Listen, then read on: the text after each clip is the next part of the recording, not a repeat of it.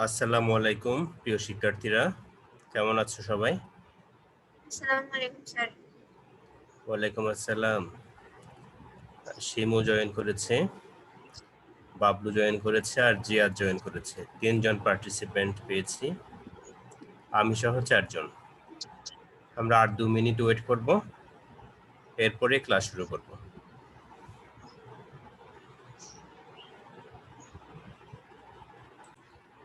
কেমন আছেন? জি স্যার, আলহামদুলিল্লাহ ভালো আছি। স্যার, আপনি ভালো আছেন?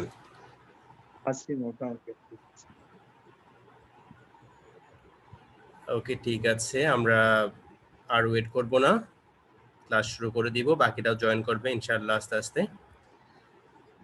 প্রথমে তাহলে আমরা স্ক্রিন শেয়ারিং এ যাব। দুইজন মাত্র আসছে। আপনার তো 2 জন আসছে মাত্র। জি স্যার, 2 জন আসছে। একটু আগে 3 জন ছিল, এখন আবার 2 জন হয়ে গিয়েছে। আবার 2 জন হচ্ছে। ঠিক আছে। ওকে, ঠিক আছে।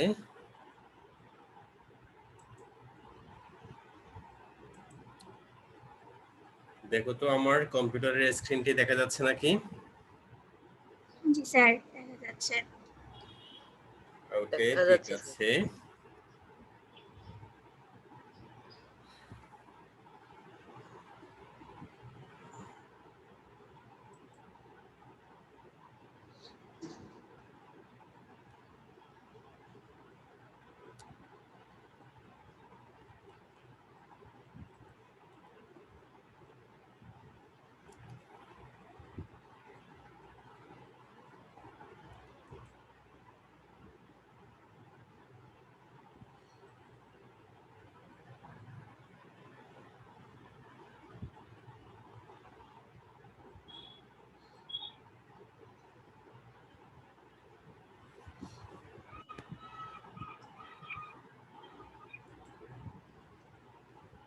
Welcome to south Asian schools online presentation. তোমাদের সবাইকে সাউথ এশিয়ান স্কুলের অনলাইন ক্লাসে স্বাগত জানাচ্ছি।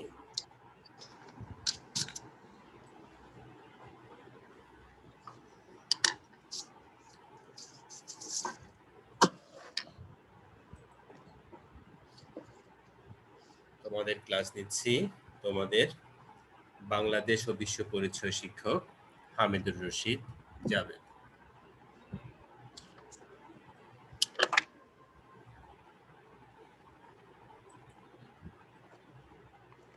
বাংলাদেশ ও বিশ্ব পরিচয়, 10ম শ্রেণী।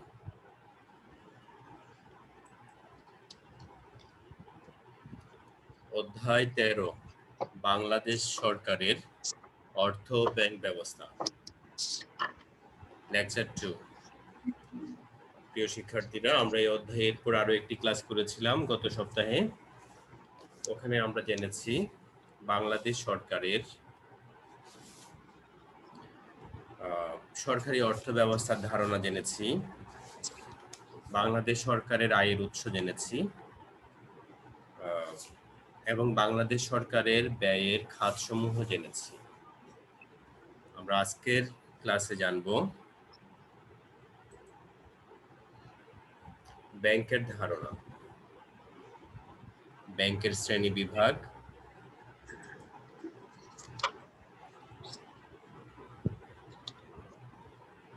কেন্দ্রীয় ব্যাংক, বাণিজ্যিক ব্যাংক এবং বিশেষ আর্থিক প্রতিষ্ঠান সম্পর্কে জানব। প্রথমে আমরা জানব ব্যাংক কি, ব্যাংকের কাজ কি, ব্যাংক কি করে, ব্যাংক কাকে বলে। ব্যাংক হচ্ছে, আমরা সাধারণত সবাই জানি আমরা কি করি, আমাদের অর্জিত আয়ের একটি অংশ আমরা ব্যাংকে জমা রাখি। ওকে, আমরা ব্যাংকে টাকা কেন জমা রাখি?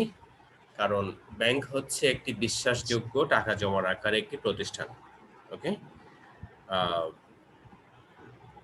কিন্তু বইয়ের ভাষায় আমরা বলবো যে ব্যাংক হচ্ছে জনসাধারণের অর্থ গচ্ছিত রাখা মানে জমা রাখা, এবং ঋণ গ্রহীতাদের বিভিন্ন মেয়াদে ঋণ প্রদান করার প্রতিষ্ঠান। তাহলে আমরা অনেকে জানি আমরা ব্যাংকে টাকা রাখি, ব্যাংক যে টাকা জমা রাখার প্রতিষ্ঠান আমরা জানি, আর ব্যাংক থেকে যে ঋণ পাওয়া যায় আমরা অনেকে তা জানি না। তাহলে আমরা যখন ব্যাংকের সংজ্ঞা লিখব, ডেফিনিশন লিখব, তখন আমরা লিখব ব্যাংক হচ্ছে জনসাধারণের অর্থ গচ্ছিত রাখার এবং ঋণ গ্রহীতাদের বিভিন্ন মেয়াদে ঋণ প্রদান করার প্রতিষ্ঠান। অর্থনৈতিক উন্নয়নে ব্যাংকের ভূমিকা তাৎপর্যপূর্ণ। জনসাধারণ তাদের আয় বা উদ্ধৃত অর্থ নিরাপদে সঞ্চয়ের জন্য ব্যাংকে জমা রাখে। ওকে, আমরা আমাদের যে অতিরিক্ত যে আয়ের অংশ আমরা কি করি, নিরাপদ সঞ্চয়ের জন্য ব্যাংকে রাখি। ওকে, আর কোন জমাকৃত অর্থ থেকে জনসাধারণ সুদ হিসেবে আয় করে। অর্থাৎ ব্যাংকে যে টাকা রাখে মানুষ, ওখান থেকে একটা ইন্টারেস্ট আসে। ওকে, টাকার উপরে একটা বাড়তি টাকা আসে, যেটাকে বলা হচ্ছে সুদ, ইংলিশে বলা হয় ইন্টারেস্ট।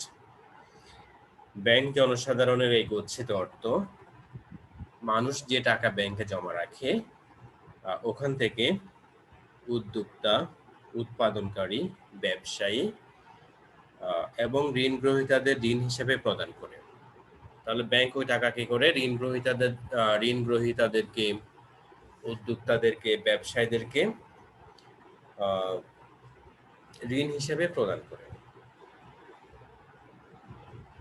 এবং এই ধরনের ঋণের উপর সুদ আদায় করে। ওকে, ব্যাংক যাদেরকে ঋণ দেয় তাদের থেকে একটি বাড়তি টাকা নিয়ে থাকে, যাকে বলা হচ্ছে সুদ বা ইন্টারেস্ট। সঞ্চিত অর্থের উপর ব্যাংক যে সুদ দেয় তা ঋণ গ্রহীতাদের নিকট থেকে ব্যাংক যে সুদ নেয় তার থেকে কম। অর্থাৎ ব্যাংক যাদেরকে ঋণ দেয় তাদের থেকে যে সুদ নেয় এবং যারা ব্যাংকে টাকা জমা রাখে তাদেরকে ব্যাংক যে সুদ দেয় তা অনেক কম। অর্থাৎ ব্যাংক যে ঋণ দিয়ে থাকে মানুষদেরকে, তাদের থেকে বেশি পরিমাণে সুদ আদায় করে, আর যারা টাকা জমা রাখে তাদেরকে কম পরিমাণে সুদ দেয়। তাহলে এখানে যে একটা বাড়তি একটা পার্থক্য আছে, যে টাকাটা এক্সট্রা থাকতেছে, ওই টাকার উপর ব্যাংকের পরিচালনা, ব্যাংকের সব কর্মকর্তা কর্মচারীর বেতন মেনটেন করা হয়। ওকে, তাহলে আমরা ব্যাংকের ধারণা পেয়েছি, এখন ব্যাংকের শ্রেণী বিভাগ সম্পর্কে জানবো।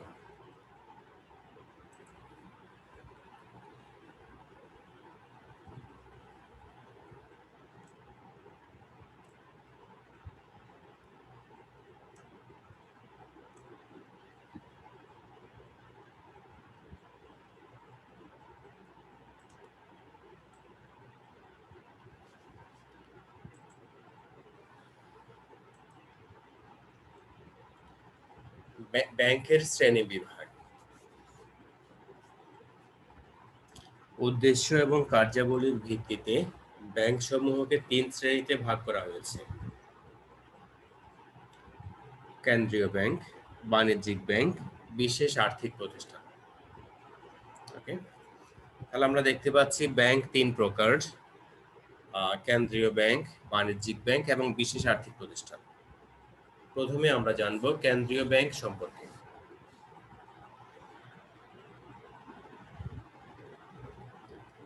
কেন্দ্রীয় ব্যাংক একটি দেশের সর্বোচ্চ আর্থিক প্রতিষ্ঠান। এই ব্যাংক দেশের অর্থ বাজার, মুদ্রা ব্যবস্থা এবং অন্যান্য ব্যাংক সমূহকে নিয়ন্ত্রণ করে, তত্ত্বাবধান করে। ওকে, তাহলে প্রত্যেকটা ব্যাংকে আমরা যত রকমের ব্যাংক দেখি, ওকে, যে আমরা সাধারণত অনেক ব্যাংক দেখি যখন আমরা বের হই, ইসলামী ব্যাংক, সোনালী ব্যাংক, জনতা ব্যাংক, তারপর হলো যে ঢাকা ব্যাংক, ওকে, সিটি ব্যাংক, অনেক রকম ব্যাংক দেখি। এই সব ব্যাংকে হচ্ছে বাণিজ্যিক ব্যাংক, যে আমরা 2 নম্বরে একটা অপশন দেখতে পাচ্ছি বাণিজ্যিক ব্যাংক। বাণিজ্যিক ব্যাংকের মধ্যে এই সব ব্যাংক পড়ে। তারপর হচ্ছে কেন্দ্রীয় ব্যাংক। আমরা অনেকেই দেখেছি বাংলাদেশ ব্যাংক, চট্টগ্রামে একটি শাখা আছে নিউ মার্কেটের পাশে। ওরা হচ্ছে কেন্দ্রীয় ব্যাংক, সকল ব্যাংকের ব্যাংক, কেমন? সকল ব্যাংককে নিয়ন্ত্রণ করা হচ্ছে কেন্দ্রীয় ব্যাংক। এর বাইরে আছে গ্রামীণ ব্যাংক। গ্রামীণ ব্যাংকের কাজ হচ্ছে গ্রামের গরিব মানুষদেরকে ঋণ দিয়ে সহায়তা করা। তাহলে এই ধরনের বিশেষ উদ্দেশ্যে আর গ্রামের কৃষকদেরকে কৃষি সম্পর্কিত সহায়তা করা এবং কৃষি কাজের জন্য ঋণ দেওয়া হচ্ছে কৃষি ব্যাংকের কাজ।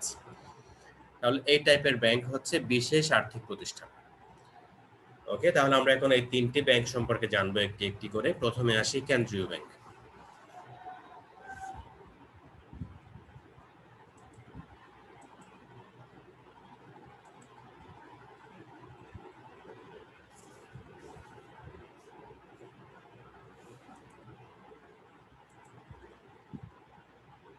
ওকে, কেন্দ্রীয় ব্যাংকের কার্যাবলী সম্পর্কে জানবো।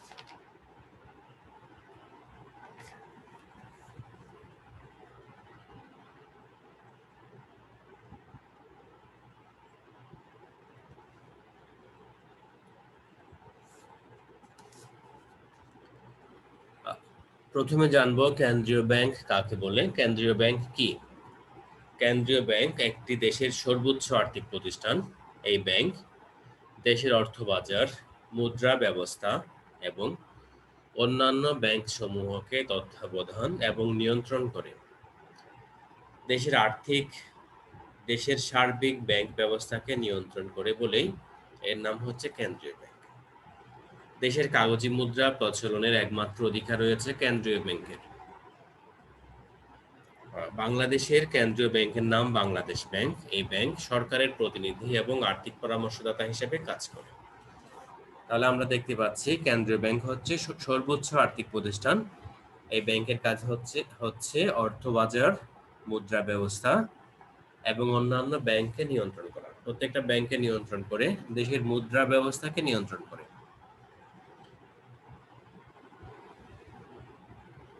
যে কাগজি মুদ্রার প্রচলন হচ্ছে একমাত্র কেন্দ্রীয় ব্যাংকের। আর বাংলাদেশের কেন্দ্রীয় ব্যাংক সরকারের পরামর্শদাতা হিসেবে কাজ করে, সরকারকে আর্থিক বিষয়ে পরামর্শ দেয়।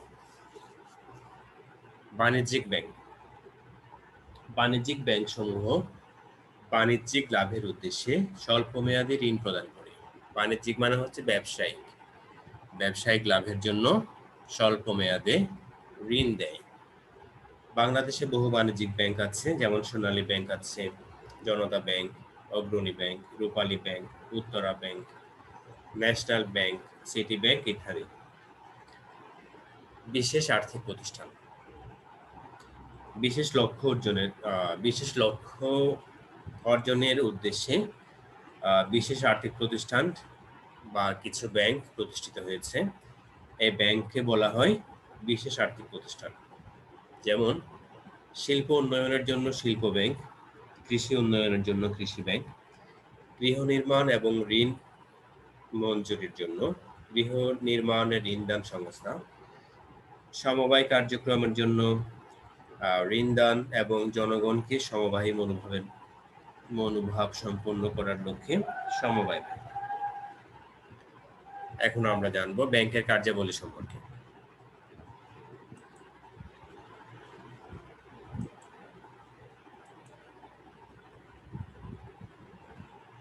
প্রথমে জানবো বাণিজ্যিক ব্যাংকের কার্যাবলী।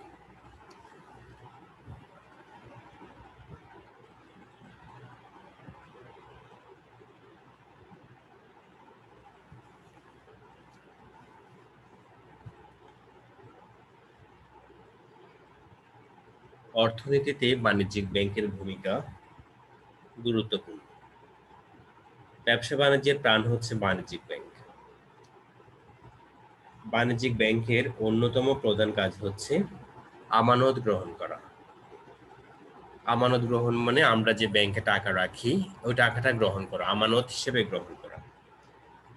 ব্যাংক আমানত তিন প্রকারের: চলতি, সঞ্চয়ী এবং স্থায়ী। অর্থাৎ আমরা যে ব্যাংকে অ্যাকাউন্ট করি, অ্যাকাউন্ট হচ্ছে তিন রকমের হয়। একটা হচ্ছে চলতি, সঞ্চয়ী এবং আরেকটি হচ্ছে স্থায়ী। চলতি আমানতের গচ্ছিত অর্থ যে কোনো সময় তোলা যায়। যে চলতি যে একটা অ্যাকাউন্ট আছে বা হিসেব আছে, যে কোনো সময় টাকা তোলা যাবে। এই আমানতের জন্য ব্যাংক আমানতকারীকে অর্থাৎ গ্রাহককে, যে ব্যাংকে টাকা রাখে, তাকে কোনো রকম সুদ প্রদান করে না। তাহলে চলতি হিসাবের জন্য গ্রাহক যে টাকা জমা রাখে সে কোনো প্রকার সুদ বা ইন্টারেস্ট পায় না। এরপর আমরা যাচ্ছি সঞ্চয়ী হিসেবে। সঞ্চয়ী আমানত থেকে সপ্তাহে 1 বা 2 বার অর্থ তোলা যায়। সপ্তাহে 2 বার তোলা যাবে বা 1 বার তোলা যাবে। এজন্য ব্যাংক আমানতকারীকে অল্প সুদ প্রদান করে। যে সঞ্চয়ী যে একটা হিসেব আছে, অ্যাকাউন্ট আছে, ওখানে জনসাধারণ অল্প পরিমাণ সুদ পেয়ে থাকে। আর যে আমানত একটা নির্দিষ্ট সময় অতিক্রান্ত হওয়ার পর, একটি নির্দিষ্ট সময় হচ্ছে 3 বছর, 5 বছর, 10 বছর, 12 বছর, এভাবে দীর্ঘমেয়াদে অনেক গ্রাহক ব্যাংকে টাকা রাখে। এই সময়ের মধ্যে সে কোনো রকম টাকা উত্তোলন করে না। একেবারে 5 বছর পরে, 10 বছর পরে যখন সে টাকা উত্তোলন করে বা টাকা তোলে, তখন সে উচ্চ হারে ইন্টারেস্ট পেয়ে থাকে। ওকে, তাহলে আমরা 3 রকম ব্যাংকের হিসেবের কথা জানলাম: চলতি হিসাব, সঞ্চয়ী হিসাব এবং স্থায়ী আমানত হিসাব। ওকে, চলতি হিসাবে কোনো প্রকার ইন্টারেস্ট পায় না, সঞ্চয় হিসাবে অল্প পায়, এবং স্থায়ী আমানতে অনেক বেশি উচ্চ হারে, হাই রেটে ইন্টারেস্ট পেয়ে থাকে। তাহলে এই হচ্ছে তোমার ব্যাংকের আমানতের হিসেব। আমানত মানে ব্যাংক টাকা নিবে। এখন আমরা জানবো যে ব্যাংক ওই টাকা কিভাবে ব্যবহার করবে, কিভাবে এই টাকাটাকে সার্কেলিং করে টাকা বৃদ্ধি করবে। ওকে, ব্যাংকের প্রধান গুরুত্বপূর্ণ কাজ হচ্ছে ঋণ প্রদান করা, অর্থাৎ যাদের টাকা লাগবে তাদেরকে ঋণ দেওয়া। জনসাধারণের কাছ থেকে যে টাকা ব্যাংক নেয়, যে টাকা ব্যাংক গচ্ছিত রাখে, একটি টাকা তারা ব্যাংকের মেইনটেনেন্সের জন্য রাখে। ব্যাংক ব্যবস্থার জন্য একটি পরিমাণ টাকা তারা রাখে, এবং বাকি টাকাটা কি করে ব্যবসায়ীদের কাছে, উদ্যোক্তাদের কাছে ঋণ হিসাবে প্রদান করে। ওকে, তাহলে ব্যাংক যে উদ্যোক্তাদেরকে ঋণ দেয়, ঋণ দেওয়ার পেছনে কিছু শর্ত থাকে, যে ওই উদ্যোক্তা টাকাটা দিতে পারবে কিনা, টাকা দেওয়ার মতো সম্পদ উদ্যোক্তার আছে কিনা। ওই ক্ষেত্রে ব্যাংক দেখে উদ্যোক্তার কি ব্যবসা প্রতিষ্ঠান আছে, উদ্যোক্তার কি পরিমাণ বাড়ি ঘর আছে, কি পরিমাণ জায়গা আছে, এসব জিনিস দেখে ব্যাংক কোনো উদ্যোক্তা বা ব্যবসায়ীকে ঋণ প্রদান করে। এরপরে বাণিজ্যিক ব্যাংকের আরো কাজ হচ্ছে বিনিময়ের মাধ্যম সৃষ্টি করা। বিনিময়ের মাধ্যম হচ্ছে কাগজি নোট প্রচলন করার ক্ষমতা কেন্দ্রীয় ব্যাংকের আছে। আমরা আরেকটি ব্যাংক সম্পর্কে জেনেছিলাম, কেন্দ্রীয় ব্যাংক, যেমন বাংলাদেশ ব্যাংক। এর বাইরেও যে বাণিজ্যিক ব্যাংক আছে, বাণিজ্যিক bank bank draft, pay order, হুন্ডি, ভ্রমণকারীর ঋণপত্র ইত্যাদি বিনিময়ের মাধ্যম সৃষ্টি করে। এখন আমরা জানবো বার্তা সম্পর্কে। আমরা সবাই জানি যে অনেক সময় আমরা দেখি শপিং মলে 50% ডিসকাউন্ট, 75% ডিসকাউন্ট। ওকে, বছরের নির্দিষ্ট একটা সময় আমরা যখন শপিং মলে হাঁটি, তখন আমরা দেখি যে বিভিন্ন প্রায় রকমের ডিসকাউন্ট। এই ডিসকাউন্টের বাংলা ওয়ার্ড আমরা অনেকে জানি না। আমরা ডিসকাউন্ট হিসেবে জানি, ডিসকাউন্টের বাংলা হচ্ছে বাট্টা। কেমন? আচ্ছা, বাট্টা ধার্য করে বিনিময় বিল ভাঙিয়ে দেওয়া বাণিজ্যিক ব্যাংকের আরেকটি গুরুত্বপূর্ণ কাজ। ওকে, বাণিজ্যিক ব্যাংক যে বিনিময় বিল ভাঙাবে, ওখানে একটা ডিসকাউন্ট ধার্য করে বা বাট্টা ধার্য করে। মেয়াদ উত্তীর্ণ হওয়ার আগে যদি টাকা লাগে, কারো টাকার প্রয়োজন হয়, তাহলে ব্যাংক কি করে উক্ত বিল ভাঙিয়ে দিতে নগদ টাকা নিয়ে থাকে। এখানে এই ক্ষেত্রে ব্যাংক প্রচুর মুনাফা অর্জন করে। বাণিজ্যিক ব্যাংক অভ্যন্তরীণ এবং বৈদেশিক বাণিজ্যের ক্ষেত্রে যে ক্রেতা বিক্রেতাদের দেনা পাওনা নিষ্পত্তিতে সাহায্য করে। অনেকেই তোমার ব্যবসা বাণিজ্যে নগদ টাকা নিয়ে যাওয়া আসা করা, কমিউনিকেশন করা নগদ টাকা নিয়ে অনেক ঝুঁকির ব্যাপার, ডাকাতির প্রবলেম থাকে, ভয় থাকে। সেজন্য আমরা ব্যাংকের মাধ্যমে কি করি, আজকাল ব্যবসায়িক হিসেব নিকেশ সম্পন্ন করি। তাহলে এই কাজটি কি কে করে থাকে? বাণিজ্যিক ব্যাংক করে থাকে। ওকে, আমরা বাণিজ্যিক ব্যাংক সম্পর্কে প্রচুর জেনেছি। এখন আমরা জানবো কেন্দ্রীয় ব্যাংকের কার্যাবলী সম্পর্কে। কেন্দ্রীয় ব্যাংক হচ্ছে দেশের প্রধান ব্যাংক। অন্যান্য সব ব্যাংকের ব্যাংক, বাংলাদেশ সরকারের আর্থিক বিষয়ে পরামর্শদাতা কেন্দ্রীয় ব্যাংক। ওকে, কেন্দ্রীয় ব্যাংকের এক্সাম্পল হচ্ছে কি বাণিজ্যিক ব্যাংক।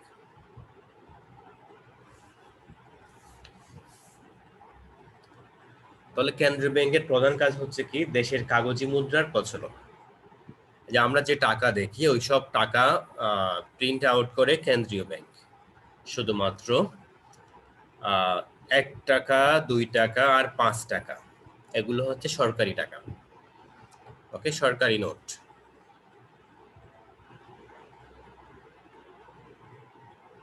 ওকে, তাহলে সরকারি নোটে নোট হচ্ছে বাংলাদেশ সরকারের, আর ব্যাংক নোট হচ্ছে 5 টাকার পরে যা আছে সব হচ্ছে ব্যাংক নোট। যেমন 10 টাকা, 20 টাকা, 50 টাকা, 100 টাকা, 500 টাকা, 1000 টাকা। এই প্রত্যেকটি নোট হচ্ছে ব্যাংক নোট। প্রত্যেকটি নোটের সিগনেচার থাকে বাংলাদেশ ব্যাংকের গভর্নরের। আর সরকারি নোট হচ্ছে 1 টাকা, 2 টাকা, 5 টাকা। 5 টাকা আগে ব্যাংক নোট ছিল, এখন সরকার নিয়ে নিয়েছে। কেমন?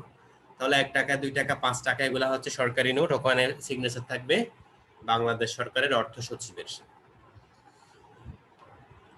ওকে, তাহলে আমরা জানবো কেন্দ্রীয় ব্যাংকের কাজ কি। কেন্দ্রীয় ব্যাংকের কাগজি মুদ্রার প্রচলন, যে কাগজের যে নোট আছে সেটা কি করে প্রচলন করে, আর মুদ্রা ব্যবস্থাকে কি রাখে, ভারসাম্য রাখে, যাতে মুদ্রার মান না কমে, অর্থাৎ টাকার মান যাতে না কমে, সেই ব্যবস্থাটা করে কেন্দ্রীয় ব্যাংক।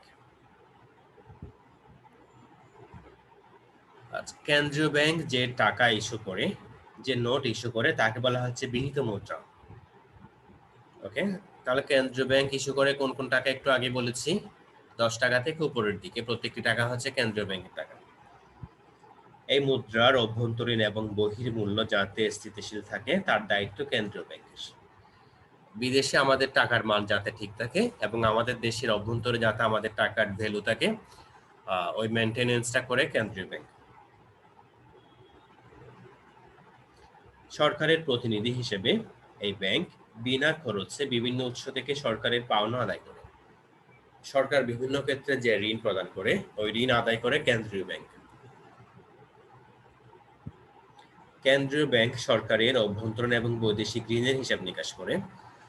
দেশের ভিতর সরকারের কয় টাকা ঋণ আছে, দেশের বাইরে সরকারের কয় টাকা ঋণ আছে, ওই সরকারি ঋণের হিসাব নিকাশ করে কেন্দ্রীয় ব্যাংক। এছাড়া কেন্দ্রীয় ব্যাংক সুদ ছাড়া সরকারের অর্থ জমা রাখে এবং প্রয়োজন বোধে সরকারকে ঋণ প্রদান করে। সরকারের যে টাকা আছে ওই টাকা কেন্দ্রীয় ব্যাংক জমা রাখে, কিন্তু বিনিময়ে সরকার কোনো ইন্টারেস্ট পায় না। কেমন? সুদ ছাড়া সরকারের টাকা জমা রাখবে, এবং যদি সরকারের প্রয়োজন হয় তাহলে সরকার কেন্দ্রীয় ব্যাংক থেকে টাকাও নিতে পারবে।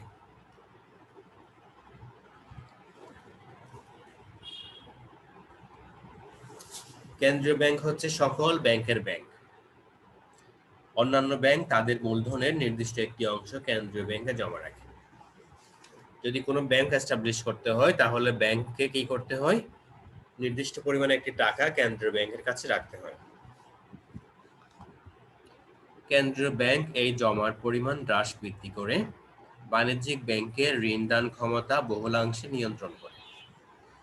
কেন্দ্রীয় ব্যাংক অন্যান্য ব্যাংকের যে টাকাটা জমা রাখে ওই টাকাটা কেন্দ্রীয় ব্যাংক কি করতে পারে, হ্রাস বৃদ্ধি করতে পারে, কমাতে পারে, আবার বাড়াতে পারে।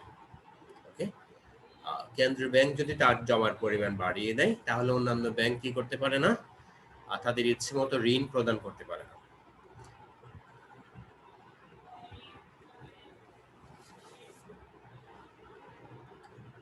ঋণ নিয়ন্ত্রণ করা কেন্দ্রীয় ব্যাংকের অন্যতম প্রধান কাজ। বাণিজ্যিক ব্যাংক কর্তৃক প্রদত্ত ঋণ দেশের মোট মুদ্রার যোগানের অন্তর্ভুক্ত।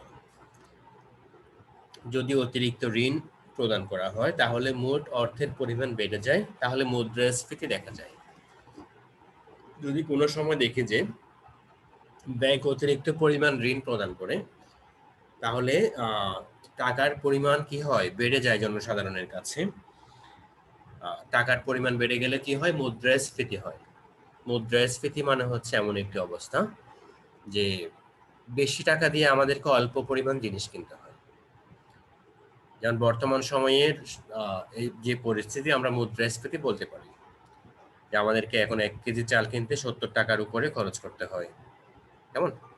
এক সময় কিন্তু চালের দাম ছিল, আমরা যখন তোমাদের এজে ছিলাম, আমরা যখন ক্লাস 9-10-এ পড়ি, তখন আমরা দেখেছি 10 টাকা 12 টাকা 1 কেজি চালের দাম। 1 কেজি গরুর মাংসের দাম 80 টাকা 100 টাকা। কেমন? তাহলে দেখো কি পরিমাণ টাকায় আমরা কি পেতাম, আর এখন কি পরিমাণ টাকায় আমরা কি পাচ্ছি। তাহলে এই অবস্থাটা হচ্ছে এক ধরনের কি মুদ্রাস্ফীতি, যে মুদ্রার মান কমে যাওয়া, ভ্যালু কমে যাওয়া।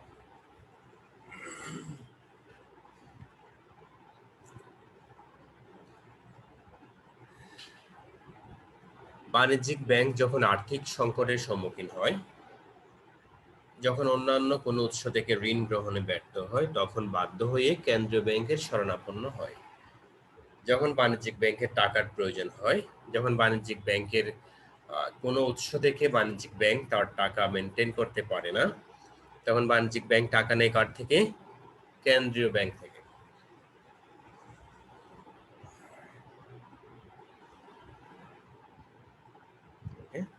তাহলে এই সংকটপূর্ণ অবস্থায় কেন্দ্রীয় ব্যাংক বাণিজ্যিক ব্যাংকে ঋণ প্রদান করে এবং আর্থিক সংকট থেকে রক্ষা করে বলে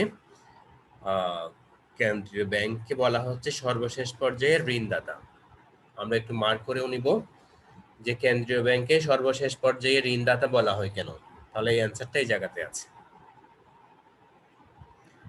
এছাড়া কেন্দ্রীয় ব্যাংক কি করে? বিভিন্ন ব্যাংকের পারস্পরিক দেনা পাওনা ক্লিয়ারিং হাউস বা নিকাশ ঘর হিসেবে দায়িত্ব পালন করে। তো জিনিসটা হচ্ছে এরকম, আবার বলছি লাইনটা, যে কেন্দ্রীয় ব্যাংক বিভিন্ন ব্যাংকের পারস্পরিক দেনা পাওনার ক্লিয়ারিং হাউস বা নিকাশ ঘর হিসেবে দায়িত্ব পালন করে। তাহলে কাজটি কিভাবে করে? ধরো আমার কাছে একটি ধরো আমাকে বেতন হিসেবে দেওয়া হয়েছে যে সোশ্যাল ইসলামী ব্যাংকের একটি চেক। কেমন? আমাকে একটা চেক দেওয়া হয়েছে যেটা হচ্ছে সোশ্যাল ইসলামী ব্যাংক। তোমরা ওই ব্যাংকে তোমাদের বেতন দিয়ে থাকো, আমাদেরকে তোমরা বেতন দাও তোমাদের, আবার আমাদের বেতন দেয় ওই ব্যাংক থেকে। কেমন? তাহলে একটি চেক হচ্ছে সোশ্যাল ইসলামী ব্যাংকের চেক। তাহলে আমি ইচ্ছে হলে ওই চেক থেকে টাকা না তুলে ওই চেকটা সরাসরি অন্য একটা ব্যাংকে গিয়ে জমা দিতে পারবো। ধরো সোনালী ব্যাংক, জনতা ব্যাংক। সোনালী ব্যাংকে গিয়ে আমি সোশ্যাল ইসলামী ব্যাংকের চেকটা দিলাম। ওকে, তাহলে আমাকে টাকা দিতে হচ্ছে না, আমি চেকটা দিলাম। তাহলে সোশ্যাল ইসলামী ব্যাংকের যে টাকাটা এখন সোনালী ব্যাংকের ওখানে চেক হিসাবে জমা হয়েছে। তাহলে কেন্দ্রীয় ব্যাংক কি করবে? কেন্দ্রীয় ব্যাংক দেখবে যে সোনালী ব্যাংক সোশ্যাল ইসলামী ব্যাংক থেকে একটা নির্দিষ্ট পরিমাণ টাকা পায়। তাহলে বাণিজ্যিক ব্যাংক ওই ইয়েটা করবে যে সোশ্যাল ইসলামী ব্যাংক থেকে যে পরিমাণ চেক তোমার সোশ্যাল ইসলামী ব্যাংকের যে চেকটা সোনালী ব্যাংকে জমা হয়েছে, ওই পরিমাণ অর্থ সোনালী ব্যাংকের অ্যাকাউন্টে ট্রান্সফার করে দেওয়া হবে। এটাকে বলা হচ্ছে পারস্পরিক দেনা পাওনা বা ক্লিয়ারিং হাউস। এখন আমরা জানবো দারিদ্র বিমোচন এবং স্বকর্মসংস্থানে বিভিন্ন ব্যাংকের ভূমিকা।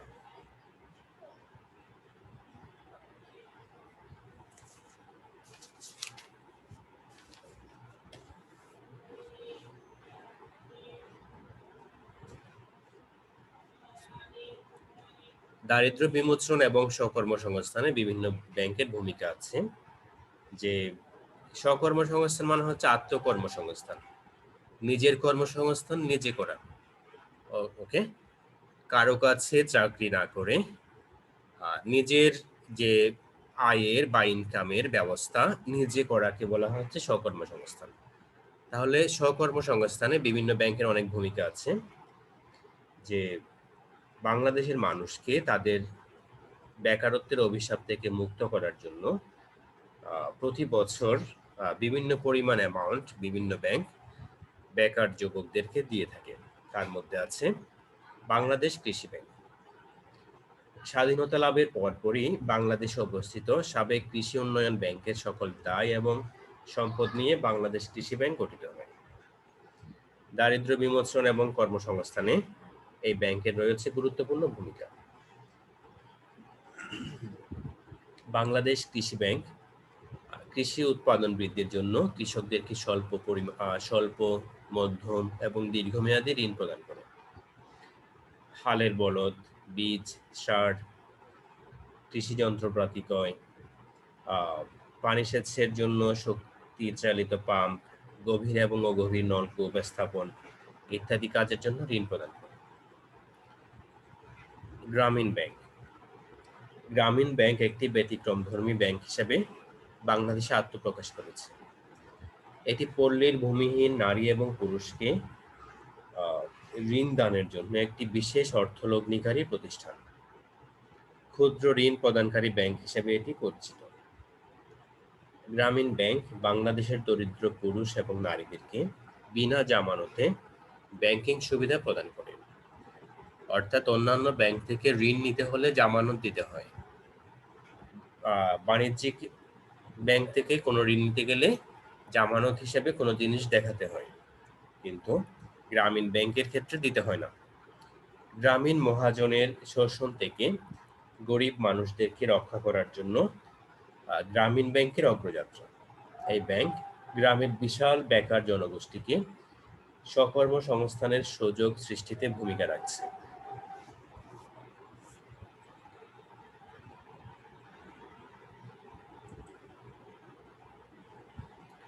ওকে প্রিয় শিক্ষার্থীরা, আমরা আমাদের ক্লাসের শেষ পর্যায়ে চলে এসেছি। এখানে একটা বাড়ির কাজের কথা লেখা আছে, কিন্তু তোমাদেরকে কোনো বাড়ির কাজ করতে হবে না। তোমরা এই সময়টা মূল্যায়নের কাজ করবে।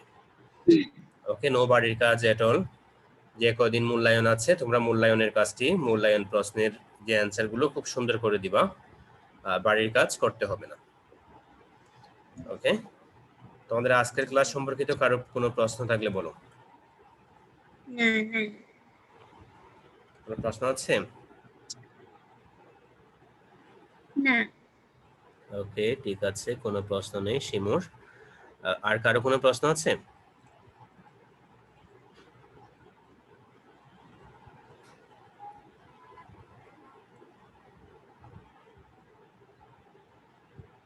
ঠিক আছে, তাহলে আমি একটি প্রশ্ন করি। কেন্দ্রীয় ব্যাংক কাকে বলে, কে বলতে পারবা? আমাদের হাতে 2 মিনিট সময় আছে, 2 মিনিট সময় আছে। 2 মিনিটে অ্যান্সার দিয়ে আমরা ক্লাস শেষ করে ফেলবো অ্যান্সারটি নিয়ে। আমি বলি, কেন্দ্রীয় ব্যাংক কাকে বলে কে বলতে পারবা? আমি বলি, হ্যাঁ বলো। কেন্দ্রীয় ব্যাংক হচ্ছে সরকারের ব্যাংক। ওকে, শুনতে পাচ্ছি না তোমাকে।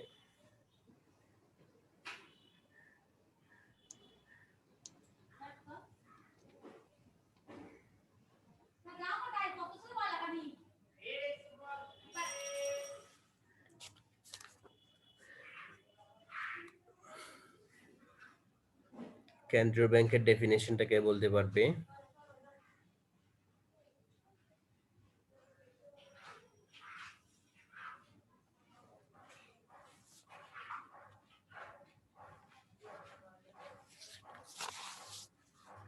ঠিক আছে, আমি বলে দিচ্ছি শেষ পর্যায়ে এসে আবারও। কেন্দ্রীয় ব্যাংক হচ্ছে একটি দেশের সর্বোচ্চ আর্থিক প্রতিষ্ঠান। ওকে, সর্বোচ্চ আর্থিক প্রতিষ্ঠান, যে ব্যাংক টাইপের যে প্রতিষ্ঠান আছে তার মধ্যে হাইয়েস্ট হচ্ছে কেন্দ্রীয় ব্যাংক। এই ব্যাংক দেশের অর্থবাজার, মুদ্রা ব্যবস্থা এবং অন্যান্য ব্যাংককে নিয়ন্ত্রণ করে। দেশের সার্বিক ব্যাংক ব্যবস্থাকে নিয়ন্ত্রণ করে বলে এর নাম হচ্ছে কেন্দ্রীয় ব্যাংক। ঠিক আছে, সবাইকে ধন্যবাদ জানাচ্ছি ক্লাসে জয়েন করার জন্য, যদিও আজকে খুব কম পার্টিসিপেন্ট পেয়েছি। ওকে, আসসালামু আলাইকুম স্যার। ওয়ালাইকুম আসসালাম। আসসালামু আলাইকুম স্যার। ওয়ালাইকুম আসসালাম, ধন্যবাদ সবাইকে। দেখা হবে আগামী ক্লাসে। সেই পর্যন্ত সবাই ভালো থাকবে। আল্লাহ হাফেজ।